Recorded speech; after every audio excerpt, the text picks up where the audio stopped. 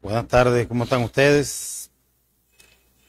Palabra de vida hoy nuevamente, pues llevando esta conversación siempre con nuestros hermanos en Cristo Jesús. Hoy tenemos como invitado a nuestro amigo, el pastor Ángel Jiménez de la Casa de Oración Yeshua. Y con él vamos a estar conversando, pues igual como en estos días estuvimos conversando con el pastor Ulises y vamos a seguir invitando pues a nuestros hermanos, nuestros amigos y en esta oportunidad pues también vamos a tocar algunos temas de unas actividades importantes que se vienen por allí, pero bueno, le damos la bienvenida sin más preámbulos pues a nuestro hermano y pastor Ángel Jiménez. Muchísimas ¿Cómo está? gracias, muchísimas gracias, doctor. Saludamos a, a este equipo de Palabra de Vida, programa importante, llevar el conocimiento, llevar la palabra, llevar el mensaje a todo aquel que necesita, como dice el tema, Palabra de Vida. Un placer estar aquí una vez más en este programa y seguir llevando la buena nueva del Evangelio a todo aquel que se pierde y aquel que también busca la salvación y el arrepentimiento en la Escritura. Estábamos conversando donde en estos momentos del país, del mundo entero, que las conflagraciones, las guerras, las desgracias, la falta de valores, están atacando lo que es lo que nosotros podemos denominar la fe. Pastor, la fe, ¿cómo manejar la fe en estos tiempos tan peligrosos? Pues fíjate, la Biblia dice en Hebreos, está en Hebreos capítulo 10, Hebreos 9, y en sí el libro de los Hebreos habla específicamente de lo que es la fe. ¿Qué es la fe? Es la pregunta que nosotros primero tenemos que entender. La Escritura dice que es pues, cuando dice es pues la fe, la certeza de lo que se espera y la convicción de lo que no se ve. En el libro de Génesis, que siempre partimos en la Escritura como camino, como el hilo que nos guía a entender lo que ocurre en los tiempos actuales, existe anteriormente, nosotros fuimos creados por el Eterno para portar su gloria, fuimos creados para portar la presencia de Dios, pero producto del pecado fuimos separados, donde el Señor se aparta de nosotros como ser humano y queda un sacrificio. El sacrificio fue el camino que dejó el Señor para lo que se conocemos, en lo que se conoció pues anteriormente como la expiación del pecado. El pecado debía ser cada cierto tiempo, debía hacerse cierto sacrificio. El primero lo hizo el Señor cuando sacrificó un animal inocente para cubrir a la mujer y al hombre, colocarle la vestimenta para que no anduviese ya desnudo, pues ya la naturaleza pecaminosa así lo había determinado. Entonces, el hombre queda en el mundo viviendo ahora con la porción de fe que dejó en cada uno. ¿Qué pasa con esto? A medida que tenemos una relación con el Señor, la fe o va aumentando o a menos relación va disminuyendo. Es por eso que podemos encontrar personas que hablas de ellos, pueden estar viviendo una condición no óptima, pueden estar viviendo un momento que tú puedes notar que no es lo que tú desearías que él viviera, pero que él lo acepta como un mecanismo de defensa ante el mundo, pero alineado ante el Padre. Todos los hombres de la fe tenían que en un momento determinado poner a prueba y manifiesta la fe. Entonces que dicen que Abraham creyó y le fue contado por justicia. Abraham le dijo al Señor, lleva a tu hijo, tu único, al lugar que yo te mostraré y sacrifícalo. Imagínense que el Señor te diga que tienes que llevar a tu hijo y sacrificarlo. Él va por fe. Pero hay un pasaje en Génesis donde nos da la evidencia de que el ser humano necesita de la fe, ejercitarla y vivir con ella. Fíjate que el niño le dice, papá, llevamos la leña y el cordero. Y Abraham le responde, Dios proveerá. No le dice, eres tú. Es decir, Abraham no sacrifica el hijo desde el punto de vista porque él se lo ordene. Él tenía fe en Dios que producto de la obediencia, por la fe, él vería el milagro. Y le dijo al hombre que lo guiaba, nosotros regresaremos.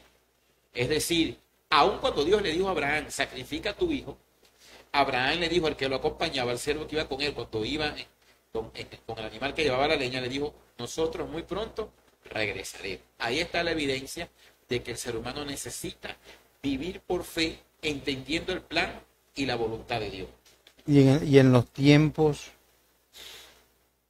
tan duros que nos está tocando vivir, entonces, ¿cuál es el papel que debemos de evidenciar los que asumimos posiciones de liderazgo, como pastores, diáconos, y bueno, y simplemente todo aquel que alce la voz y la informe, la alimente de la palabra del Cristo de la gloria para beneficio de los pueblos? ¿Cuál debe ser la conducta? ¿Hacia dónde podemos nosotros agarrar todo ese conocimiento que usted nos está diciendo para alivianar las cargas espirituales de nuestros pueblos? Fíjate, doctor, lo siguiente. Nuestro Señor Jesucristo, en su ministerio por la tierra, Él deja parábolas. El Señor nunca reflejó la Escritura como un mecanismo que está sobre la mesa y que a simple vista puede ser visto. No. Nuestro Señor Jesucristo dijo, escudriñad las Escrituras, que en ella está la vida eterna. De la misma manera también dice que solo para los hijos de Dios le es revelado estos misterios. Entender la palabra de Dios es producto de la revelación, no del entendimiento. La lógica humana no te va a llevar a comprender la Escritura si no tienes o al siervo de Dios que te muestra el canal, que es el Espíritu Santo, para que te redarguya de pecado por medio de la Escritura, o tienes una relación con el Eterno que te pueda demostrar cuál es la situación en la que te estás encontrando. Fíjate, nuestro Señor Jesucristo dijo que oiréis de guerra en el libro de Mateo. Habla Mateo 24, Mateo 25. Nos refleja la Escritura que vendrá hambre, pestilencia, guerra, mortandad, que son como señales proféticas, pero dice, aún no es el fin. Ahora la pregunta es, ¿cómo vivo en tiempo de guerra, de pestilencia, de hambre, de escasez, de desnudez? ¿Cómo convivo yo en medio de una guerra o en medio de una dificultad, de una pandemia o de una situación? ¿Cómo vivo yo como hijo de Dios? ¿Y cómo le llevo la palabra a alguien que está en una situación difícil, en una nación convulsionada, naciones que están en conflicto, en guerra, naciones enteras, nación contra nación, pueblo contra pueblo? El Señor lo dijo. Mientras estéis en el mundo tendréis aflicción. Pero dice, está tranquilo, que yo he vencido el mundo. Es donde entra en juego la fe. La fe. En el Salmo 91, Salmo que creó aquel hombre que le fue revelado los misterios en el monte Sinaí, como lo fue Moisés. En el Salmo 91 está la palabra clave, el que habita bajo el abrigo del Altísimo, morará bajo la sombra. Yo necesito morar bajo el Altísimo para que la sombra del Omnipotente esté sobre mí. Y la clave es, caerán 1000 y 10.000, mas a mí no llegará. Es por fe que yo puedo estar tranquilo de que aun cuando acontezca, dice la palabra de Dios, escóndete, pueblo mío, mientras pasa mi ira.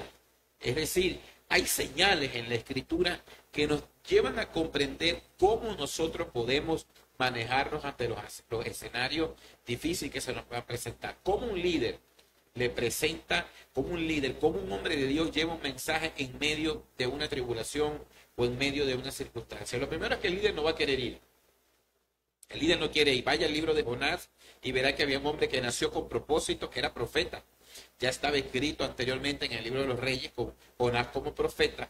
Y a él lo mandan a llevar la palabra de arrepentimiento a la ciudad de Nínive.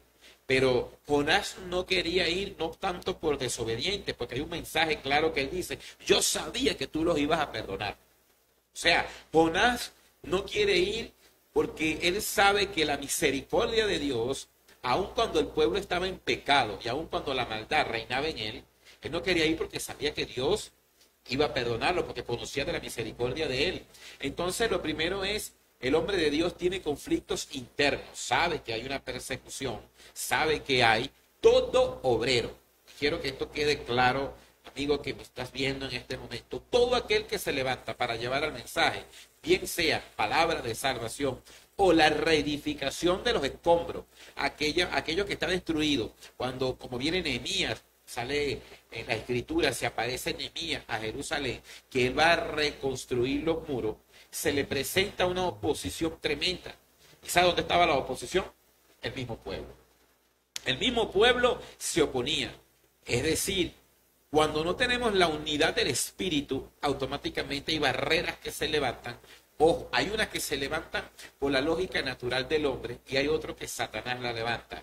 Tobías y Sanbalat fueron instrumentos del diablo para impedir que un hombre preparado, levantado para reedificar los muros de Jerusalén, reedificar la ciudad, se encargaron de hacer guerra y oposición para que no fueran restablecidas la ciudad y los muros sobre ella. Por eso es que el líder el hombre de Dios, tiene que estar preparado mentalmente, emocionalmente y físicamente para manejarse en un reino que está dentro de otro reino. Génesis nos dice que fue separado el reino de la luz del reino de las tinieblas y los dos conviven, porque la manifestación está. El planeta Tierra como tal, dice la Escritura, que fue tomada por el príncipe de este siglo. Pero cuando somos hechos hijos de Dios, automáticamente entramos en guerra, porque va a haber una lucha entre la luz y la oscuridad. Como portadores de la luz que somos, la oscuridad va a ser guerra. Es como que estoy en una habitación, tengo 10 lámparas y enseguida tengo a uno tratando de dispararle a cada lámpara para que mientras más lámparas vas apagando, menos luz estás portando. Y así debe manejarse el siervo de Dios, conociendo la fe, conociendo el llamado y sabiendo que los ataques van a existir. El detalle está, doctor y amigo que me estás viendo, ¿cómo manejo el ataque? Ahí está la clave. ¿Cómo manejo el ataque? Voy a colocar en el contexto. Soy el coordinador general de Marcha para Jesús en el municipio Freite. Como todo es bien sabido, la nación Venezuela está viviendo por un clima que muchas veces tiende a haber la polarización, opiniones encontradas. Lo primero que tienen que entender todo hombre de Dios que ha sido mandado por el Eterno para cumplir una función, una actividad en específica, tiene que conocer la Escritura en el libro de Eclesiastés.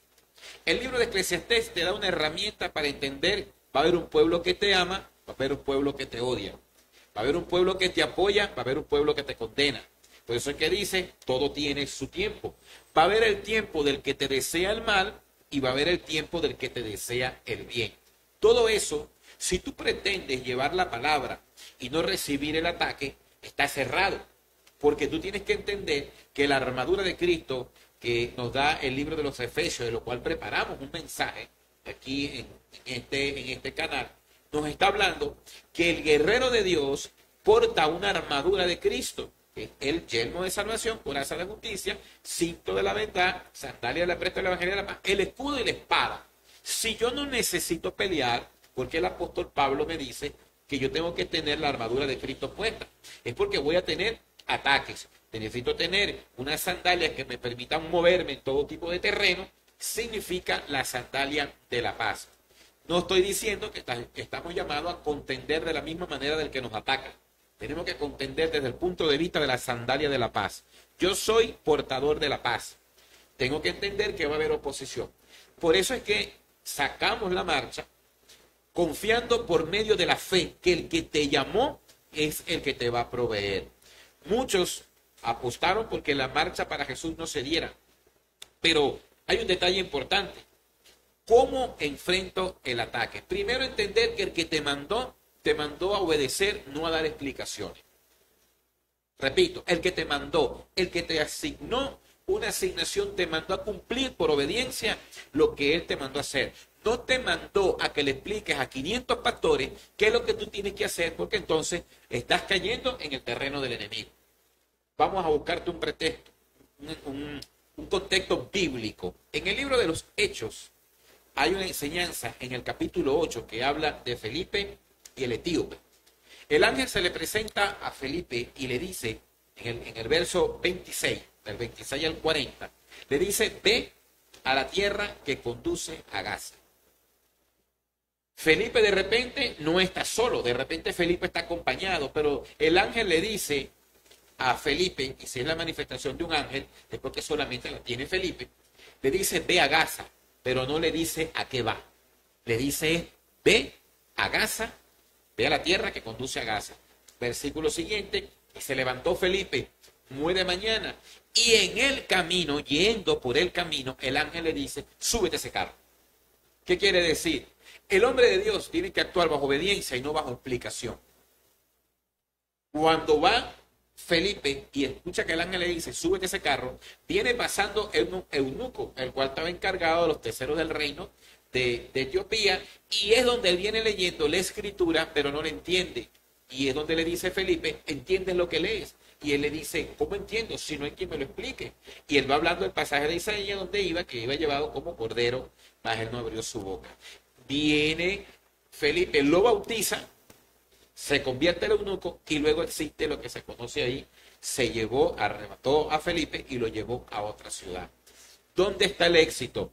En que Felipe fue por obediencia, pero no fue dándole explicaciones a todos sus compañeros a qué lo había mandado Dios.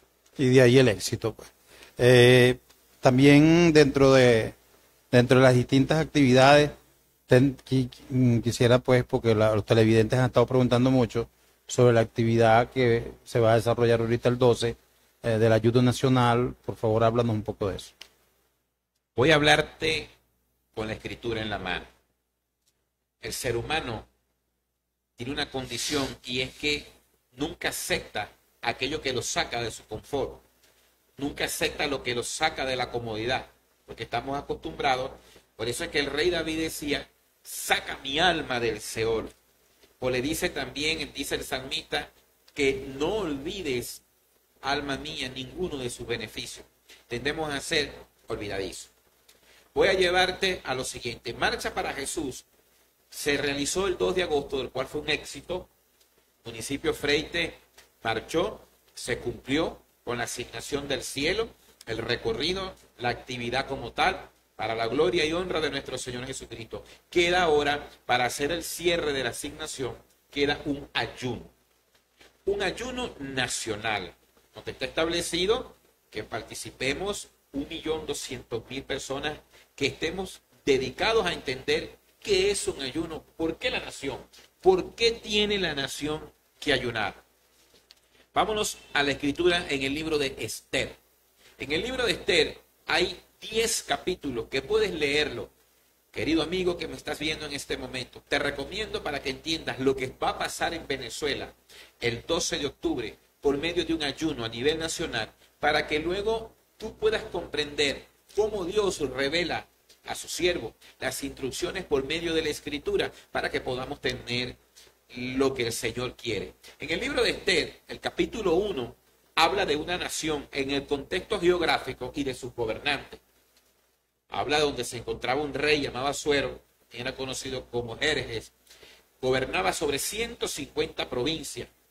Era una región persa, pero el pueblo judío se encontraba en ese lugar. Era gobernado por un rey llamado Asuero. En el capítulo 2 hay una enseñanza donde una mujer llamada Esther la nombra, sale en ese lugar por cuanto la reina Basti, quien estaba allí, no cumplió una asignación que el rey le estaba pidiendo, y obviamente toma la determinación y coloca una mujer en ese lugar. Una mujer que llegó allí sin ella saber cuál sería el destino, pero que era guiada por el Espíritu de Dios. Pero en el capítulo 3 se levanta un decreto que era dirigido al pueblo de Dios para ser exterminado. Capítulo 3 del libro de Esther. Cuando se levanta este decreto, había un decreto dado por el rey Asuero, el cual tenía sello y firma, que se lo entregó a un ministro llamado Amán, que era el que estaba a cargo de realizar esta actividad. Le dan un decreto para exterminar al pueblo de Dios. Capítulo 4 del libro de Esther. Se levanta Esther como intercesora, como mediadora entre el pueblo judío y el rey. Pero no debía hacerlo. No podía Esther llegar y presentársele al rey diciendo que cambie un decreto. Tú no puedes decirle a una máxima autoridad, presentarte en lo natural y decirle, yo quiero que usted cambie ese decreto. Está faltándole la autoridad que está allí, que está puesta. Entendamos que no hay autoridad si no es puesta por el Eterno. Dice el libro de Romanos, obedecer a las autoridades terrenales, porque no hay autoridad si no es puesta por Dios. Entonces, Esther no iba a llegar a la presencia del rey a cambiar un decreto. Esther le da a Dios la estrategia como conocedora de la Escritura, levanta un ayuno nacional. El capítulo 4, levanta un ayuno nacional. Ella va y le dice a Mardoqueo, aquel hombre que crió a Esther, le dice, dile al pueblo de Dios que voy a entrar en ayuno durante 3 días para que yo pueda entrar delante de la presencia del rey e interceder por el pueblo de Dios. De manera que todo el pueblo de Dios debía entrar en un ayuno para conseguir la gracia y la misericordia. Se hace un ayuno. ¿Pero quién hizo el ayuno? En el ayuno no dice que lo hicieron los persas. El ayuno no dice que lo hicieron los mundanos. El ayuno no dice que lo hicieron los incrédulos. La Biblia dice que el ayuno lo hicieron el pueblo que tenía la capacidad de conocer, que tenía el momento de cambiar la historia. El pueblo de Dios. En ese capítulo se ve en el capítulo 4 de que ella intercede. Luego, los capítulos 5, capítulo 6, capítulo 7, hablan de una horca que le prepara Amán a Mardoqueo por cuanto era un hombre que no quería rendirse delante de él como la autoridad que era. Pero en el capítulo 8 hay algo que contrasta con la historia, porque un decreto que da el rey Asuero para que sean exterminados todos los judíos, en una fecha que creo que era el 10-14 del mes de Adar, mes correspondiente al mes de marzo según el calendario, le dice que todos los judíos deben perecer para esa fecha. Pero ella se mete en la presencia de Dios, toda la nación ayuna, y la mujer, después que todo el pueblo ayunó, después que ella ayunó, entró a la presencia del rey. ¿Quién tuvo la victoria?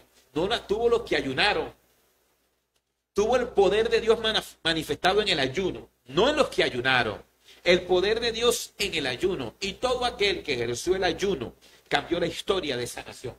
Entonces, ¿qué dice el capítulo 8? El capítulo 8 dice, el rey no podía retractarse a sí mismo por cuanto la palabra del rey no vuelve atrás. Por eso es que la estrategia que le entrega Dios al hombre de Dios, y el hombre va y le dice a Mardoqueo, toma mi anillo. Yo no puedo cambiar el decreto, pero le voy a permitir que se defienda. Es donde entra en el capítulo 8 la gloria de Dios en su destino, porque los hombres y mujeres de Dios que predicamos su palabra, los que realmente estamos dirigidos por el Espíritu, nosotros vamos a cumplir con una asignación para el orden que Dios tiene establecido en una tierra. Todas las naciones tienen un camino profético.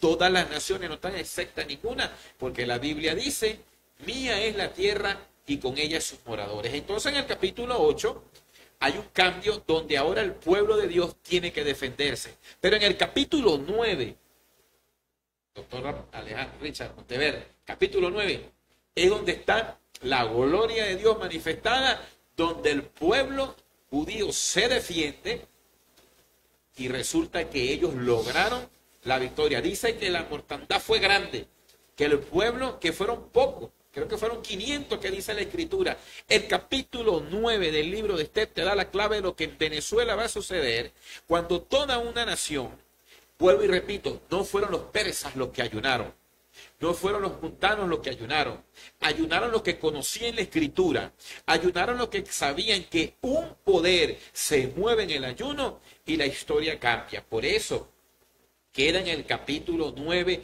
a sus últimos versículos, dice que se celebra, se conmemora lo que se conoce como la fiesta del Purim.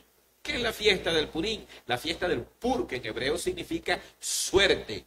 Ellos celebran que el exterminio, que el acta de decreto que había sobre el pueblo de Dios en esa nación, fue Dios quien les da la libertad por medio del ayuno. Por eso, el ayuno que va a realizar Venezuela, la verdadera iglesia de Cristo, aquel que conoce la Escritura, esto no se trata de política.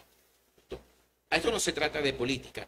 La Escritura dice en el libro de Esther que la nación, el pueblo de Dios que esté en una nación, puede salvarse por medio de un ayuno en el espíritu de toda una nación, pero que lo hace es el pueblo de Dios. Por eso es que en ese capítulo 9, en el 1 y el 10, todos los 10 capítulos del libro de Esther, muestra la gloria que puede haber cuando una nación entendida en los tiempos ayuna, como va a suceder el 12 de octubre.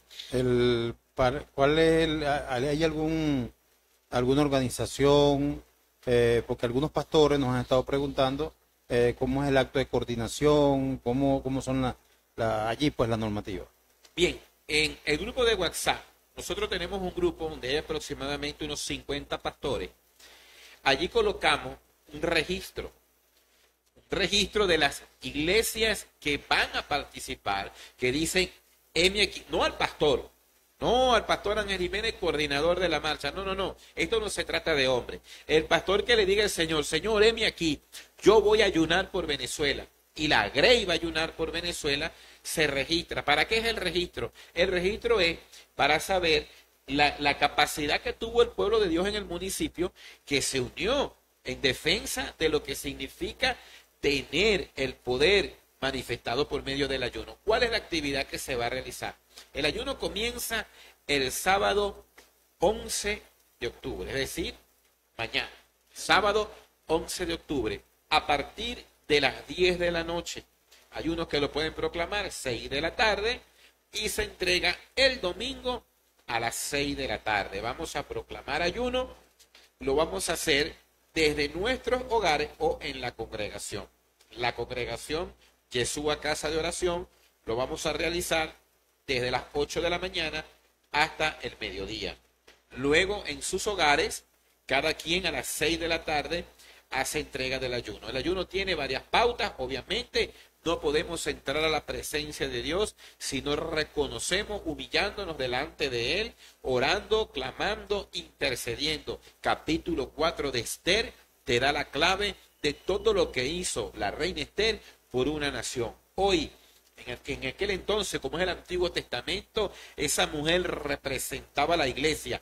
La iglesia delante del rey intercediendo por el pueblo de Dios. Por eso es que esa mujer tuvo una gran responsabilidad.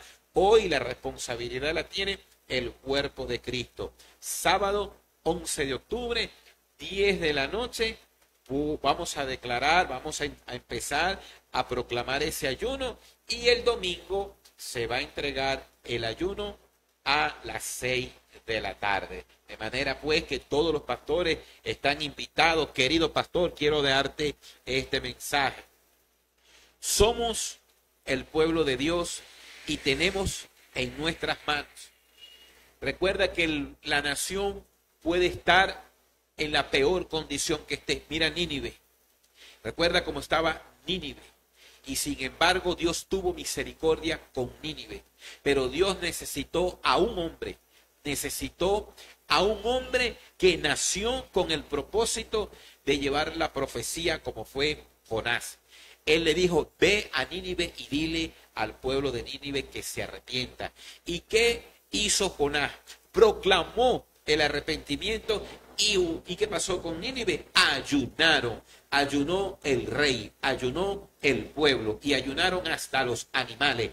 Escucha algo que quiero decirte. El pueblo no creyente en la escritura no va a ayunar porque no tiene el conocimiento. Pero si como pastor en tu comunidad, en tu calle, explicas que hay un día poderoso, que el 12 de octubre vamos todos a abstenernos de alimento durante ese tiempo por Venezuela, para que su gloria venga, para que sea la voluntad de Dios que esté sobre esta tierra, debemos hacerlo los hijos y mujeres que tiene Dios establecido en este municipio. Saca tu bandera, proclama y coloca en tu congregación, yo voy a ayunar, porque esto no se trata de hombre, esto no es político. En el libro de Esther no dice que Esther era política, en el libro de Esther no dice que Mardoqueo era un político. Mardoqueo era un escriba del palacio que estaba allí, pero que tenía funciones con el propósito de Dios, que lo tenía Dios preparándolo en el palacio para aportar el anillo. Lee el capítulo 10 del libro de Esther para que tú veas cómo Mardoqueo terminó estando en la política como escriba en el reino,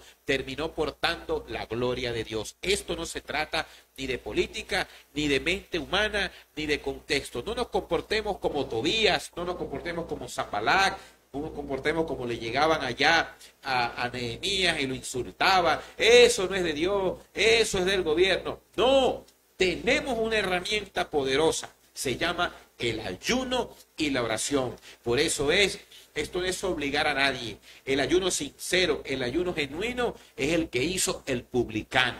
Dice el Señor que había un fariseo y un publicano. El fariseo se rompía la túnica y se daba golpes en el pecho, pero ese fariseo lo que hacía todo era, tenía una recompensa conforme a sus obras. Pero dice la Escritura que el publicano bajó a su casa, se humilló, lloró, se arrepintió, y por eso el publicano tiene una tremenda escritura como es el libro de Mateo. Por eso el llamado es: vamos a ayunar. Vamos juntos, pueblo de Dios, 12 de octubre, vamos a proclamar el ayuno, el evangelio, vamos a orarle al Señor por Venezuela. Esto no se trata porque unos buques de guerra estén en el Caribe, puede estar allí. Nunca olvides cómo llegaron a buscar al profeta Eliseo. Tropas del ejército lo rodearon y se levantó su siervo y le dijo: ¿tú no ves, profeta, que estamos rodeados? Mira la cantidad de ejércitos que te buscan.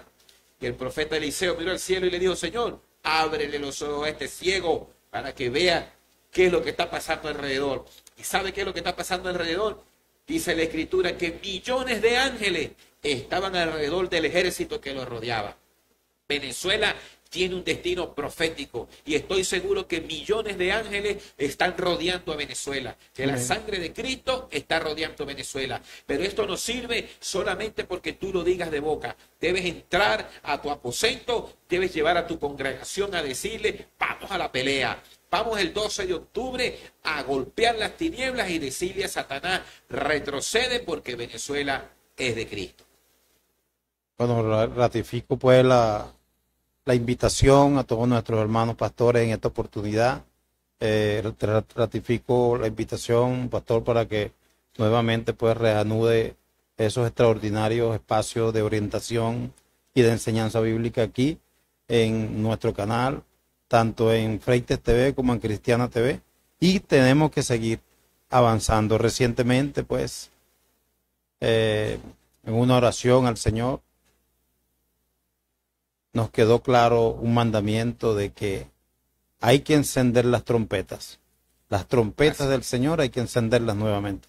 Así es. Gracias por haber aceptado la invitación, hermano. Gracias. Bueno, de verdad un placer haber estado acá, agradable estar en este programa. Quiero agradecerle a todos los que están conectados desde el estado Guárico, allá en Chile, también en el Tigre, allá en la urbanización Villa de la Pradera, todos, Carlene, Yuli, Maelia, todos allá, Ernesto Berford, Gabriela, Mayra, todos.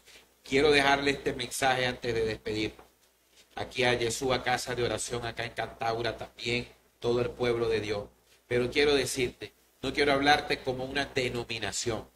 La denominación, la religiosidad, nunca olvidemos. Eso muchas veces me preguntan, ¿de qué religión es usted? Yo digo: de ninguna, Dios me libre.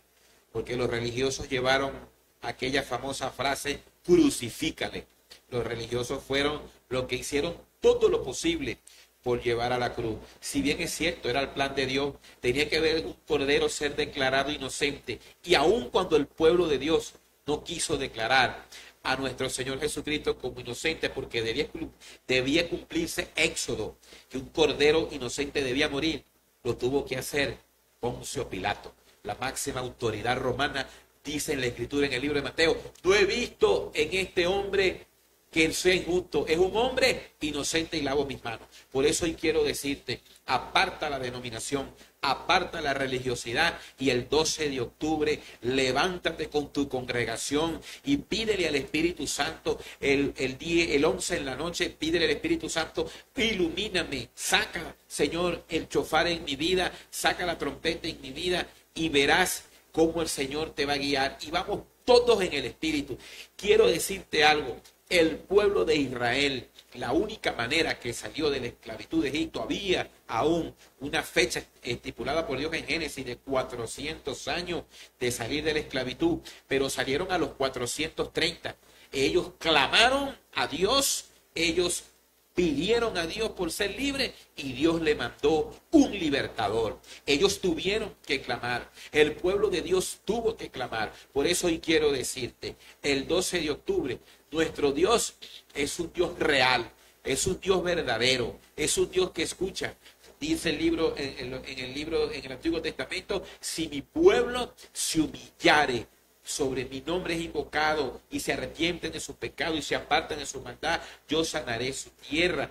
Eso está en la Biblia. Quiere decir, usted se imagina el 12 de octubre, toda una nación, todo el pueblo de Dios, de todos los estados, de todos los municipios, clamando en ese tiempo donde el mundo espiritual está abierto, todo golpeando las tinieblas del segundo cielo, como dice en el libro de Daniel. 21 días estuvo el príncipe de Persia haciéndole posesión a Daniel. Bueno, nosotros vamos a salir el 12 de octubre.